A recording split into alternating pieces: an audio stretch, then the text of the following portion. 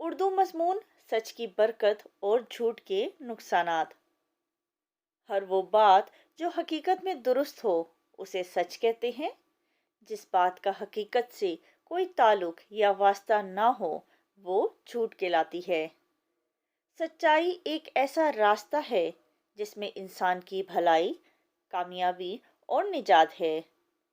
سچ اسلامی معاشرے کا بنیادی حصہ ہے۔ یہی وجہ ہے کہ اسلام میں اس کو اپنانے کی تاکید کی گئی ہے۔ یہ ایک ایسا عمل ہے جس سے انسان کو نہ صرف اجر ملتا ہے بلکہ اس سے انسان کی زندگی میں بھی اچھے اثرات مرتب ہوتے ہیں۔ جبکہ جھوٹ ایک ایسا عمل ہے جس سے اللہ تعالیٰ اور اس کے رسول صلی اللہ علیہ وآلہ وسلم ناراض ہوتے ہیں اور انسان کی دنیا اور آخرت دونوں ہی تباہ ہو جاتی ہے۔ حدیث شریف میں ہے، سچ نجات دلاتا ہے اور جھوٹ ہلاک کر دیتا ہے۔ ہمارے پیارے نبی حضرت محمد صلی اللہ علیہ وآلہ وسلم کی پوری زندگی بچپن سے لے کر آخری عمر تک سچ کا عملی نمونہ پیش کرتی ہے۔ یہ سچائی کا نتیجہ تھا کہ مکہ مکرمہ کے کافر اور مشرکین عرب بھی آپ صلی اللہ علیہ وآلہ وسلم کو صادق اور امین کے لقب سے پکارتے تھے۔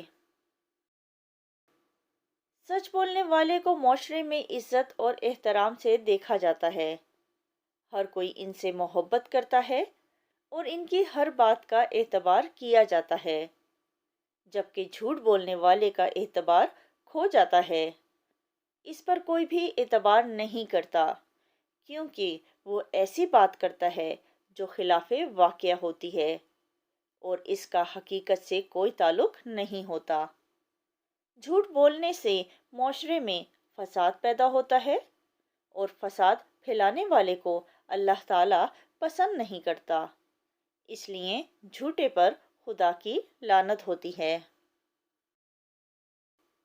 اس لیے ہمیں چاہیے کہ ہمیشہ سچ بولیں اور سچائی کا ساتھ دیں۔